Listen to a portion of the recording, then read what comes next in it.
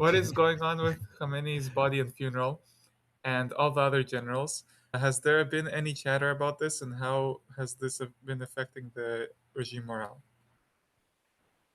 What is going on with Khamenei's body and funeral? I rotting somewhere. I think this is actually very embarrassing, especially because this is seen as a huge humiliation that you can't even bury the body and that you can't hold a funeral. There are so many memes about this, but obviously, do I even need to say that? Like Iranians are memeing him, like showing his rotting body somewhere and crying like, "Hey, you!" saying, "Hey, you motherfuckers, come bury me! I'm rotting over here."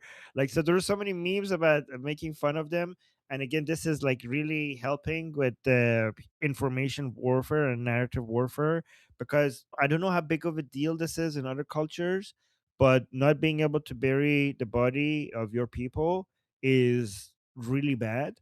And it's so the Iranian people are really using it as a way to humiliate the regime, and especially because the regime acts like they wants to continue demonstrating that they're powerful, that they can, that they're humiliating the Americans, that they're punishing the Americans, and they're strong.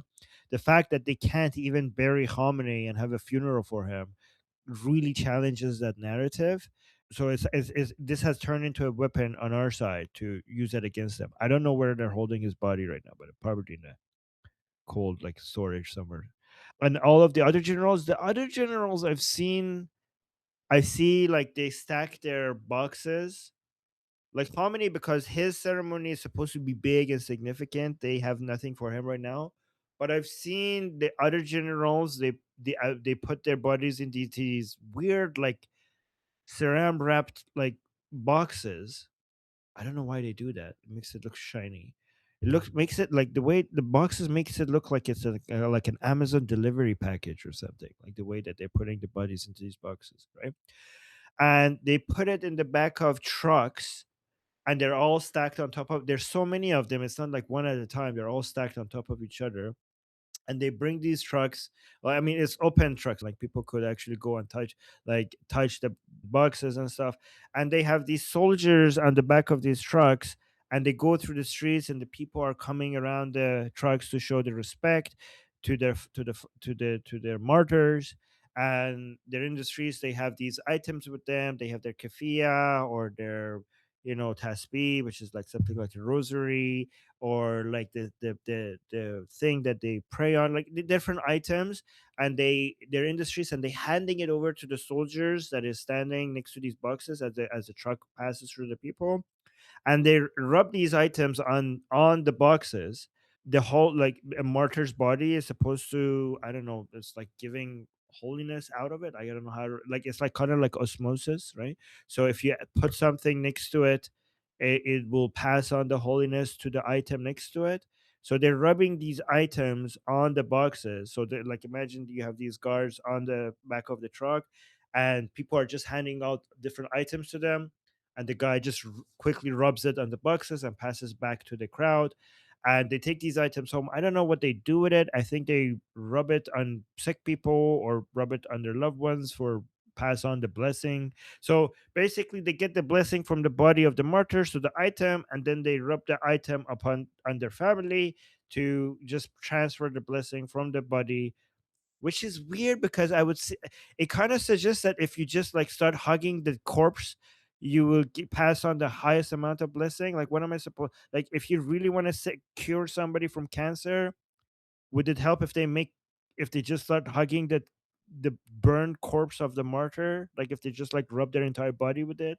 Because if it works with an intermediary, it would probably work even better directly.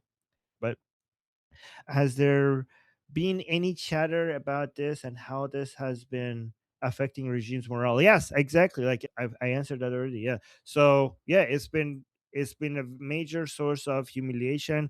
I saw. Oh, actually, I saw on the Islamic Republic State TV that when they go interviewing people, in the streets when they're protesting in support of the regime. There was this woman who was crying, like, "Oh my God!" Like she was like, "This is very difficult. We haven't even had a funeral for him. We haven't even been given a chance to mourn his loss properly. These are really difficult times." So yeah, it does seem like it's really, and they played that on their own, broadcast, on their own media. So yeah, it's damaging their morale, and it has become a huge boost for Iranian people, given the memes showing, like, making fun of the fact that he's not buried yet. But that's a very good question, because it's a really good example to show how much this is, information warfare and narrative. And again, this is why a lot of people think, like, when they see memes making fun of, like, the regime, they think this is just fun. It's not just for fun. Like, the comedy, the jokes, the memes, these are weapons. Like, humiliating the regime is a major part of this war, and you have to see it like that, because again, the regime accurately understands that the main way that eventually will be toppled is if, when its followers consider the regime to be too weak and too pathetic for it to be worthy of support. So that's why these memes are kind of like missiles. Okay, we will bring this regime down with memes and missiles. We will meme this regime out of existence. So, yeah. Okay. Okay. Okay, I have a two in the chat from Sean.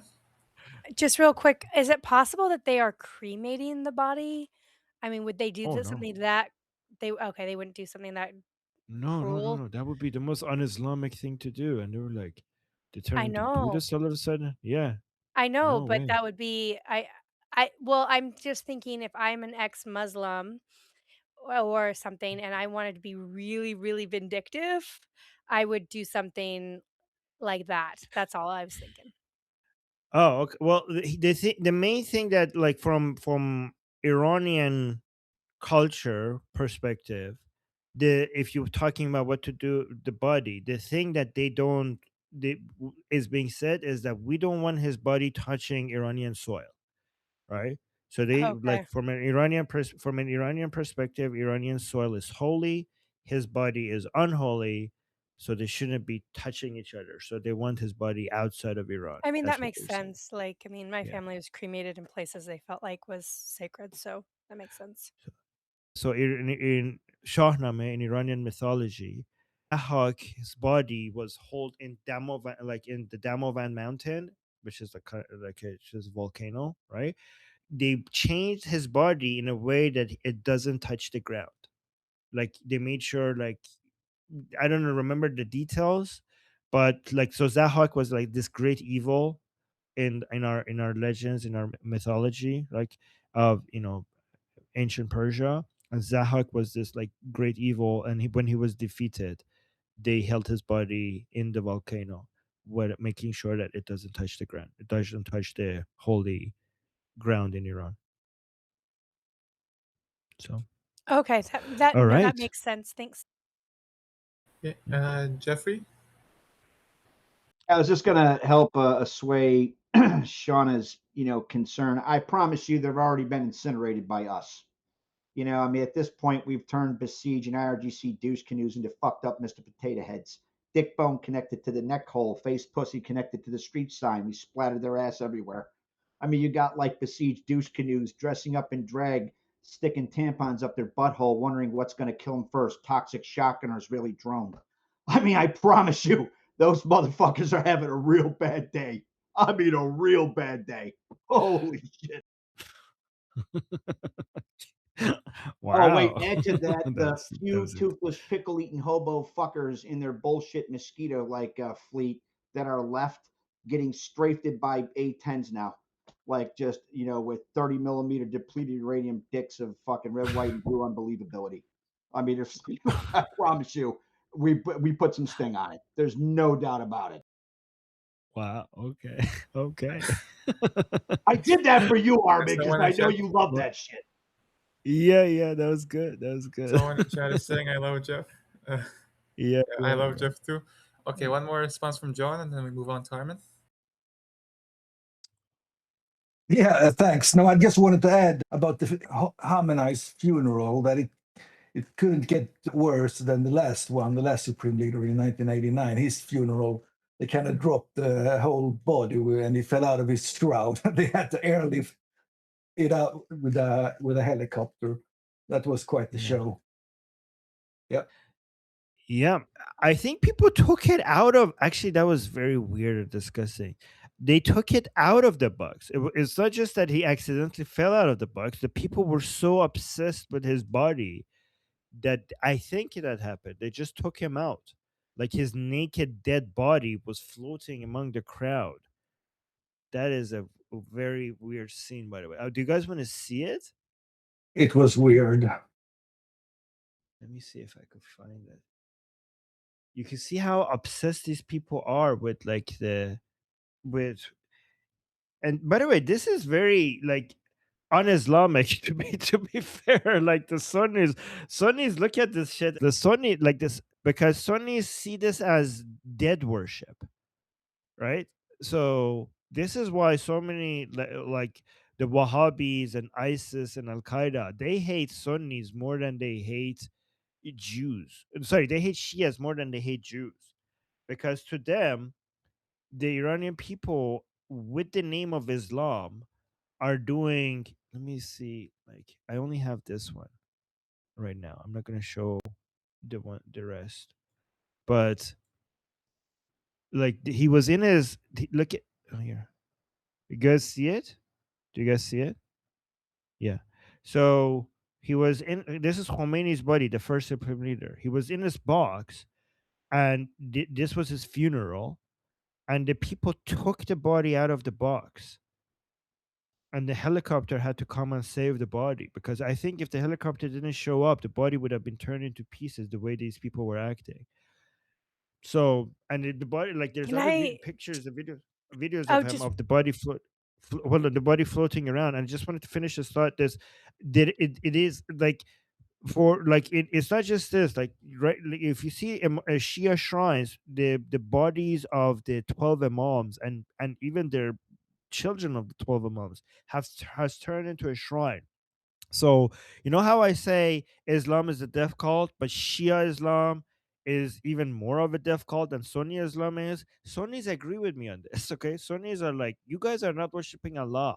You guys are worshiping, dead bodies. But yeah, go on, sorry, Shannon. Oh, I was gonna say, I don't know if you've read anything about you probably have, early Christianity, like 2nd, 3rd century Christianity.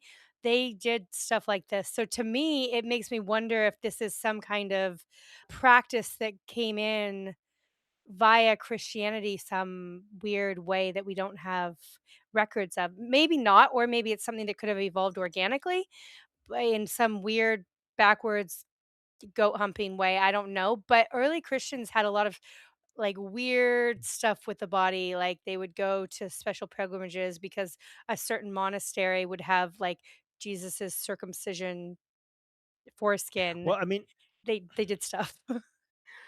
yeah, I mean, the obsession with death and dead bodies is a part of the religious part of the human mind. You know what I mean? And honestly, I mean, I know a lot of people disagree with me here, but that's how religion even started, with the obsession over the body after it dies, right? So, I mean, this is why you will see this in many places, right? But other than that, there are many things in Shia Islam specifically that has been copied from Christianity. For example, Hussein is a lot of the narratives about Hussein has been copied from Jesus. You know how Jesus died for your sins? Hussein also went and died on purpose, became a martyr for the sins of the Muslims not protecting Islam, so that he could save Islam. So Hussein also died for our sins. And this was copied from Christianity. He's the martyr. He basically, the Muslims were being sinful and not protecting Islam, so he went and did that sacrifice. Can So there's a I lot of yeah. maybe not right now because, war, but sometime I'd like to learn more about why you think that it started with obsession with dead bodies, because I was of the impression, and I could be wrong, but my impression was that it was started with trying to understand, trying to draw basically parables, whatever, about like the world so you can pass things on because humans need stories. That's was my understanding. I'm Yeah, not explaining it I mean, well, but that's not a contradiction. The first story was like, where did my brother go? That was the first story that you had to answer. Like, is my brother like gone forever? Like the first signs of religion that has ever been recorded is people leaving gifts next to the body of the people who died. Like it wasn't God. Like it okay. didn't. Religion that didn't start with God. Religion started with like the first signs of No, I religion agree ever with that. recorded. Yeah. Yeah, the first signs of religion is pre-civilization. Like it was people, like there was evidence that next to the dead body of loved ones there were gifts. So it was with the idea that okay, this person is somewhere. Like that was the first idea. Like it's not, he's not completely gone. There's something.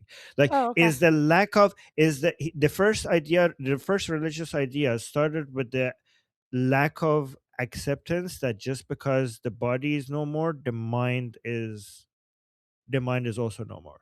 Like the human mind had this assumption that the mind could not just disappear just because the body disappears. That assumption was the first religious idea. I mean, that makes sense to me. Any reasonably intelligent animal grieves. Elephants grieve, like mammals especially. So Yeah, grieving is different with leaving gifts, because leaving gifts is with the assumption that that person is can receive gifts. You know. yeah, but they've Yeah, had record. grieving is not religion. Leaving gifts for the dead is religion. Right. My main point though is that that makes sense. Elephants have been recorded of like if a caregiver was really kind to them or like a zoologist or whatever, they've gone a year later to like his house of residence and like Yeah, that's grieving. right, Yeah, but leaving gifts would be an anyways, outgrowth of that. That was my only point. Anyway, we're getting sidetracked. yeah, no, yeah, that's a big difference. That's a big difference. You thinking that this person is still around is different than grieving.